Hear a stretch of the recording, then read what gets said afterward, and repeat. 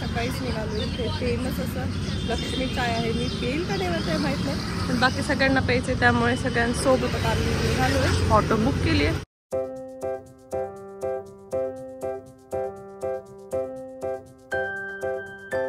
So आपण आलेलो आहोत आत्ता मेन मार्केटमध्ये. इथून लक्ष्मी चायवाला तर जवळ आहेच, पण बाकीच्या आजूबाजूच्या गोष्टी आणि मंदिरसुद्धा अगदी वॉकिंग डिस्टन्सवरती आहे. आणि इथे बऱ्यापैकी आतमध्ये पायीच जास्त फिरावं लागतं.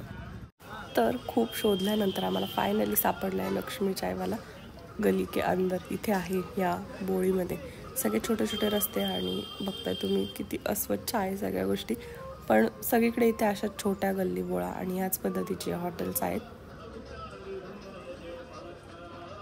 तर हे हॉटेल याकरता फेमस आहे कारण इथे ब्रेड जो आहे तो कोळशावरती भाजून मिळतो आणि फ्रेश क्रीम, फ्रेश बटर त्याच्यावरती स्प्रेड करून आपल्याला ते खायला देतात.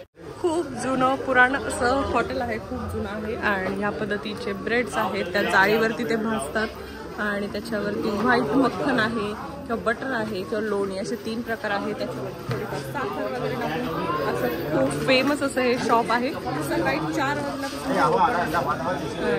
तर आम्ही इथल्या 4 प्रकारचे टोस्ट ट्राय केले. मलाई टोस्ट, व्हाईट मक्खन टोस्ट, अमूल बटर टोस्ट आणि एक टोस्ट असतं, म्हणजे आतमध्ये बटर लावून दोन्ही बाजून ब्रेड असतो. आणि इथला चहासुद्धा खूप छान होता. मला पर्सनली इथली टेस्ट आवडली, बाकी घरच्यांनाही सगळ्यांना आवडली. मस्त गरमागरम कुल्हडमधला चहा आणि त्यासोबत हे टोस्ट खायला मजा आली.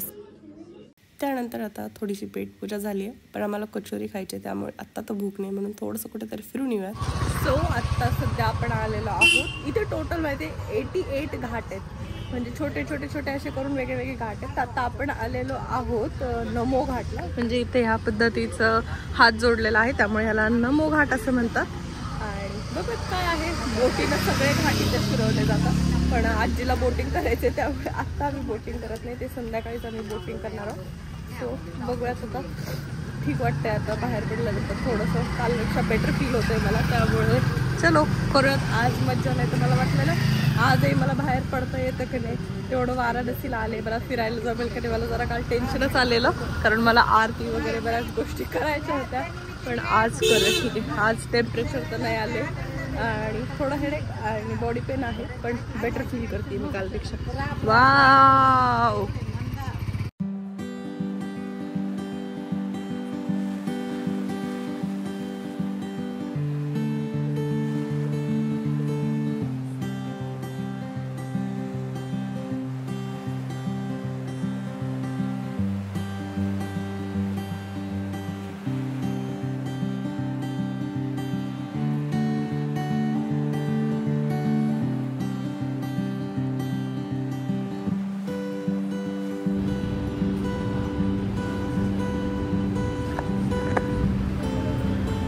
मस्त आहे नमो घाट. आणि या बाजूने ट्रेन चालली दिसते का नाही मला माहित नाही, पण इथून पूल आहे, ब्रिज आहे, इथे मस्त बोट्स आहेत. आणि या बाजूला असं सुंदर काय म्हणतात मला माहिती काय आहे, सेल्फी पॉईंट बद्दल, कारण की आम्ही इथे तर सेल्फीज काढले.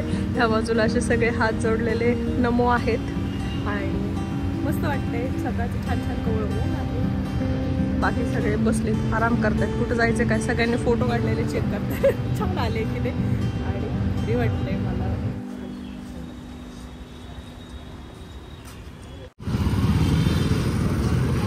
सो नेक्स्ट डेस्टिनेशनवरती चाललो आहे आपण आता कचोरी खाण्यासाठी. इथे जागोजागी असे स्टॉलमध्ये कचोरी, रबडी जिलेबी, समोसा असं काय मिळतं. पण आता आपण खाणार आहोत इथली फेमस अशी रबडी जिलेबी आणि कचोरी.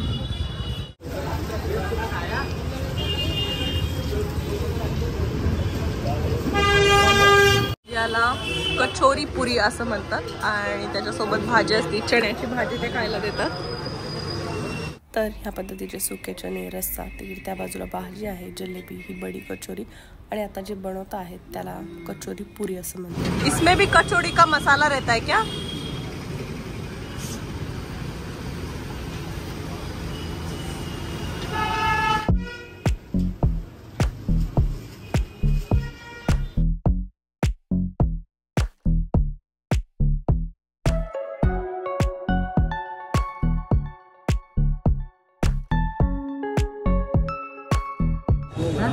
कसं आहे सांग खाऊन.